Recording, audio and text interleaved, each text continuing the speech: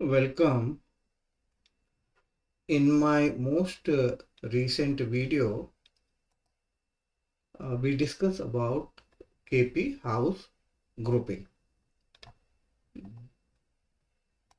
The list of house grouping in relation to popular questions in the KP horary were discussed. There was one question that I underlined right at the beginning of my last video was whether the KP rules are universal or not. Universal in the sense that whether those rules could be blindly applied in both horary and natal.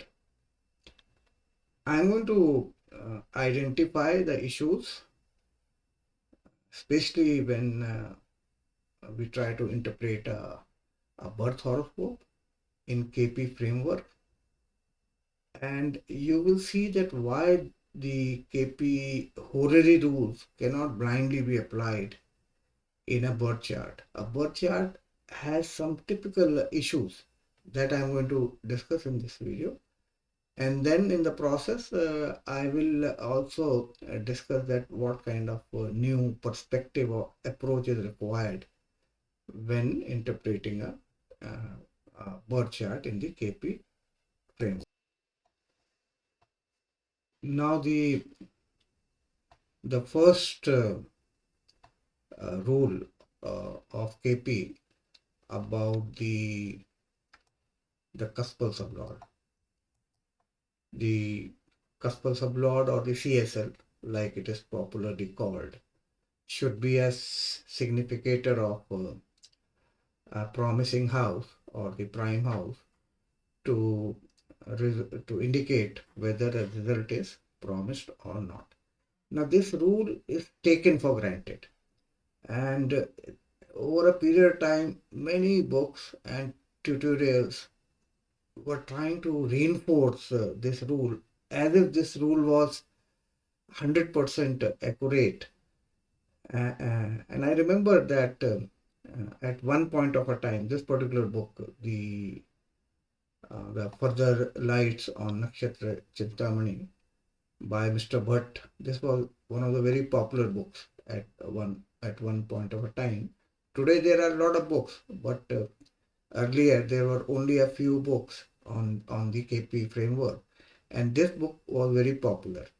And I must give credit to Mr. Bhatt for putting together the whole, I would say, the hodgepodge of the KP system at that point of a time in a very well organized manner in this book. So in that sense, this was a good book, and this book had a number of birth horoscope, and those were all interpreted within the KP rule, and the most prominent of that rule was the cuspal sublord rule. In every single horoscope given in this particular book, this rule has been used. The cuspal sublord should be a significator. When we started adopting this rule and try to interpret the horoscope of our friends and family members, we immediately realized that this CSL rule had so many issues and so many problems. So I'm going to show what the main problem is. But in this book, there were no questions asked or discussed or even pointed about the CSL issues by Mr. Bhatt. So that's what a very reckless approach, I would say, on part of Mr. Bhatt in not pointing out that what issues are involved in making use of the CSL in the birth horoscope. So this is the first major thing. If you are interpreting a birth horoscope, you have to make sure that whether you want to take a second look at the CSL rule or not. Let me show you with one example that what kind of interpretation is given in this book and how that interpretation could be misleading in so many different ways. Now here is one example, and this I am quoting from Mr. Bhatt's book, The Further Lights on Nakshatra Chintamani. Now, I ran these birth particulars just to verify whether the planetary position, star lord and sublord, they were all matching or not. See, this is a chart of a cancer patient, and you can see the birth date is 1911. So I had that doubt in my mind whether the chart has been accurately created or not. So I ran it through the software, matching everything, the date of birth, latitude, longitude, all these coordinates. And now look at what Mr. Bhatt has identified as the eighth Gospel of Lord. If you take a look at these lines, Mr. Bhatt here is mentioning that the sublord of the eighth cusp is Saturn. It is in the star and sub of Venus. But if you look at the actual calculation, then you realize that the eighth sublord star is not Saturn, but it is Jupiter. You see here, the eighth sublord is Jupiter. And according to Mr. Bhatt, the eighth cusp is Saturn, and it is in the star and sub of Venus. Obviously, he has taken Saturn and then interpreted the whole disease, the cancer, which is a terminal disease, based on this particular sublot. Okay, so what I'm trying to say is that I guess I think the author should have pointed out in that book that why cuspal sublords are so vulnerable to a very precise calculation and very precise birth time also. But it's not even mentioned, nothing is mentioned. And all these misleading and incorrect interpretation has been done. This is just one horoscope. If you get a hand on that book and if you go through various other horoscopes, some horoscopes are of some king and queen from the 18th century. So we don't know how accurate those birth charts are. But everywhere this cuspal sublord is used, and a conclusion is made. So this is one of the most misleading kind of a thing which is happening in the KP community when it comes to the birth horoscope interpretation. In many of my videos, I have pointed out that you have to sit up and be sure that the cuspal sublord is very accurate, birth data is very accurate. Only then you try to make an interpretation. I don't know whose chart is this, but based on some incorrect calculation, a cancer disease has been identified in this chart. So this is the first major alert signal when you are interpreting the birth chart in the KP framework. Then you just don't want to apply blindly the rules for the horary. In horary, you don't have any issue with the accurate time for the chart, but in birth chart, this very fact alone makes a very serious departure. Another issue when we are interpreting birth chart in the KP framework is what I would call it as a differential diagnosis. This is a medical term, so I made use of this term just to explain what the issue are in the birth horoscope. So the differential diagnosis definition is that different health conditions but similar symptoms. So let's take a practical example. Let's say somebody has a blurry vision. Now the blurry visions could be due to, so I'll put it here under similar symptom. Right? So blurry vision is a symptom, but the health condition could be, maybe it could be diabetes, or it could be a defect in the eyes, or it could be a blood pressure, or it might be had something to do with some brain disorders. So the health conditions are different, but the physical symptom is the same. Blurry vision is the same. Similarly, in KP, we can say that the events are different. So I'll just write different events and but similar significators or grouping.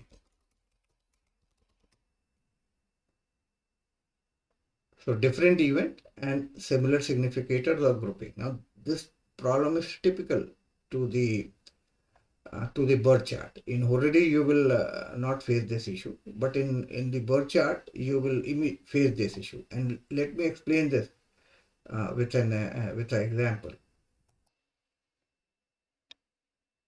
Now take this example.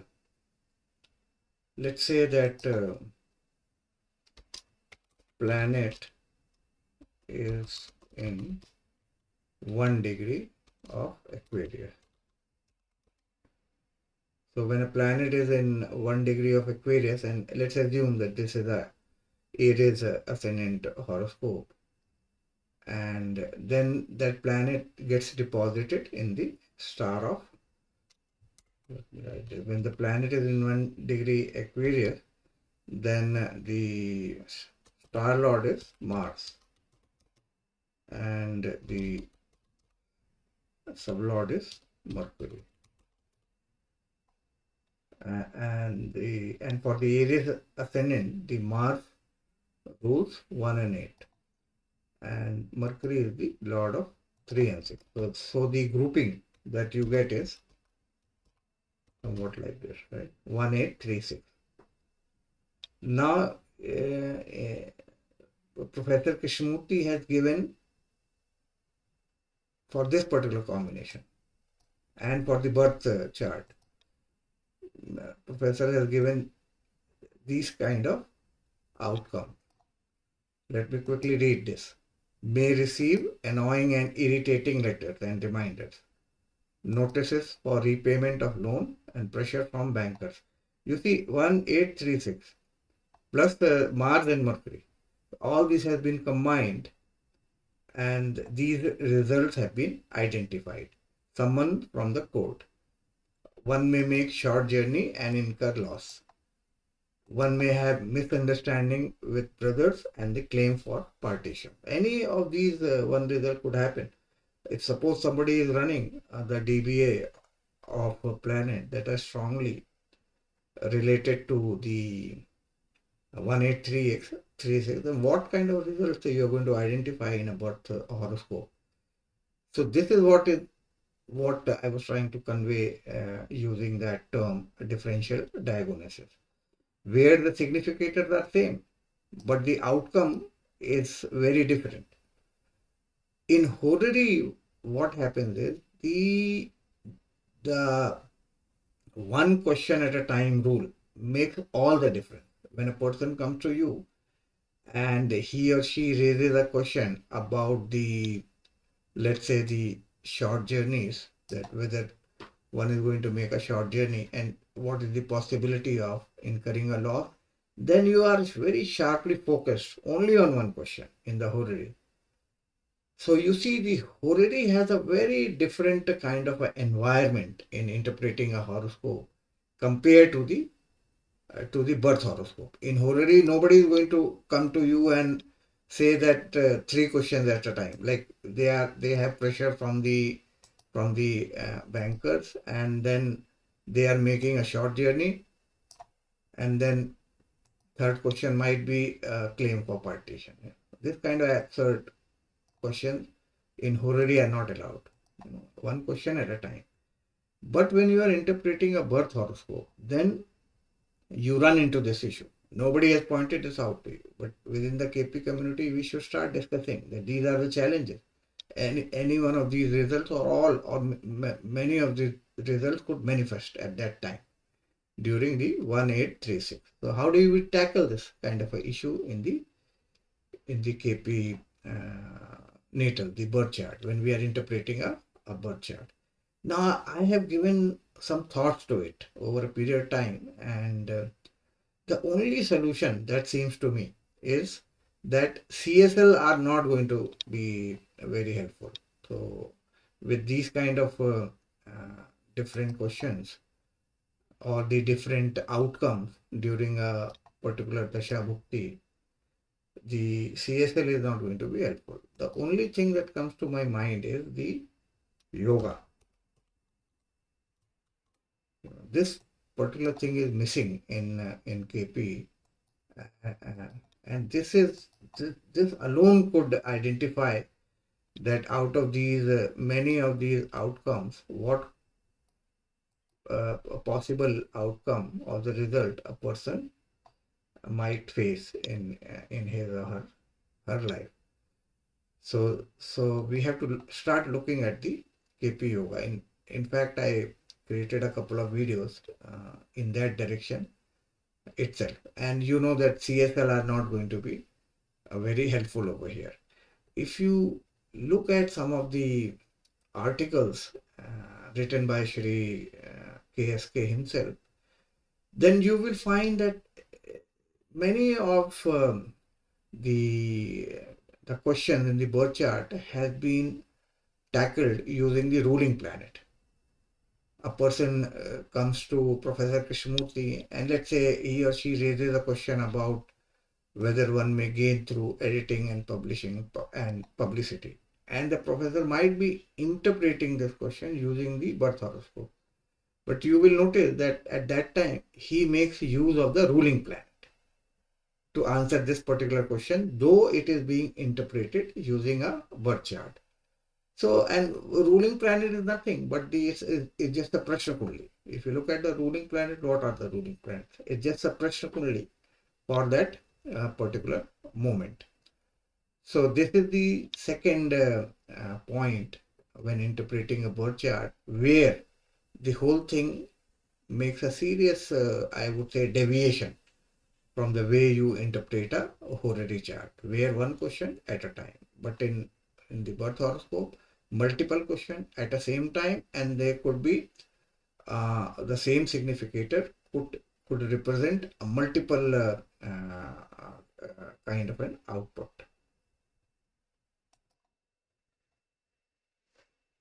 Another thing that is typical of the birth horoscope is what I call as ages and stages.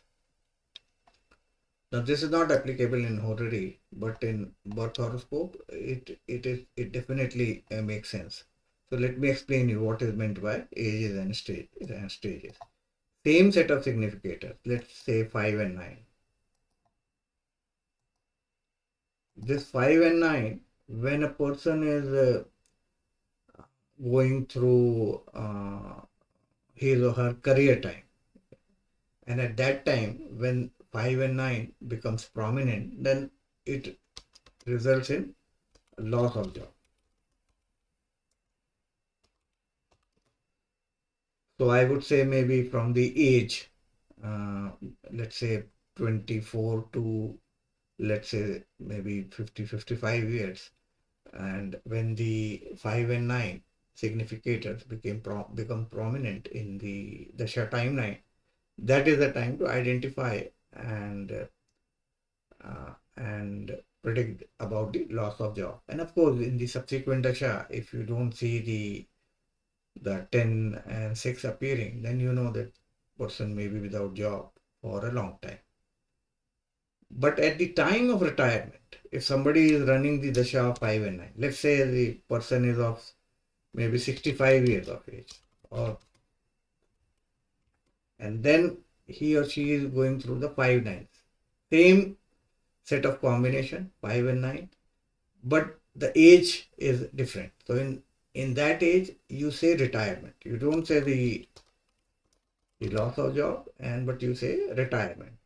And if you see that 5-9 keeps repeating in the subsequent dasha at that time, 65 years of age, then you have a different interpretation. You say this person is going to concentrate on the mantra sadhana or or making a pilgrimage. That's what 9,000 indicates.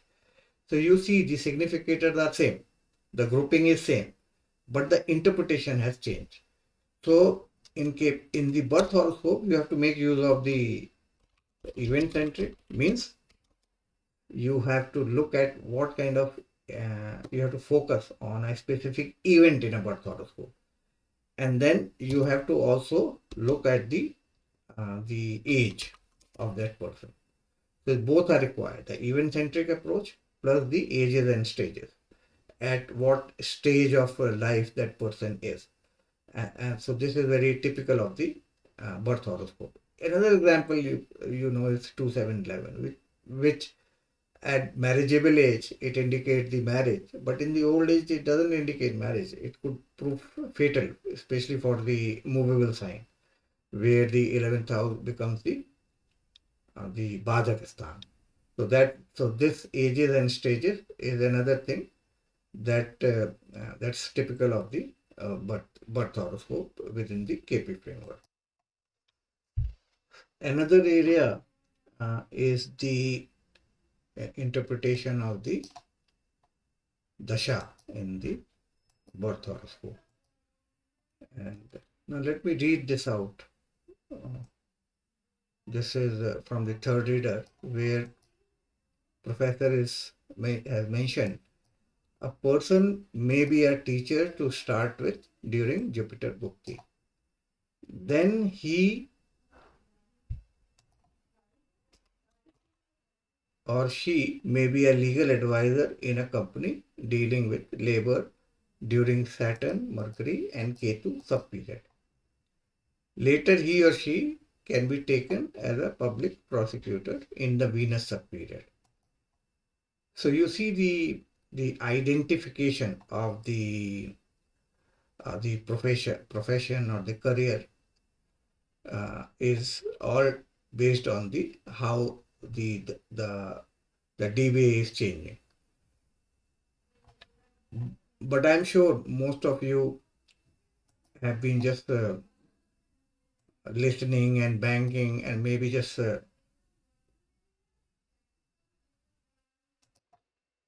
on the rule that the 10th cuspal sublord indicates the profession.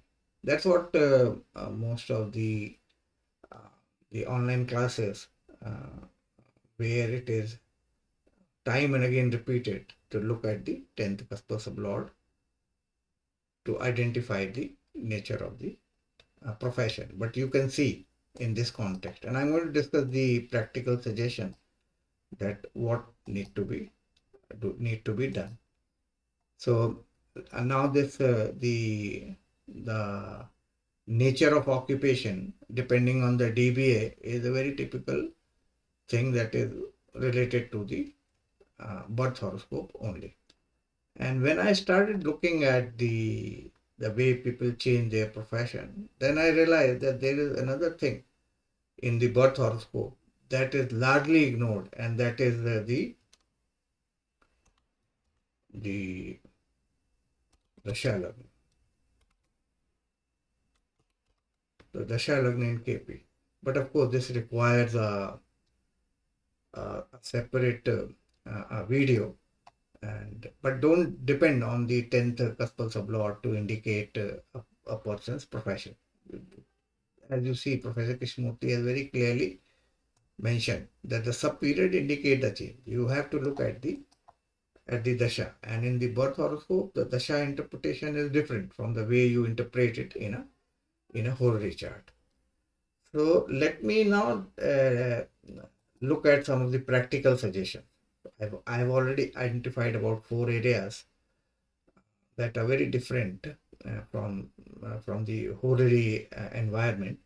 But now let's look at a couple of charts, and let's look at what kind of uh, helpful hints or what kind of approach we should take in interpreting a horoscope, especially a birth horoscope.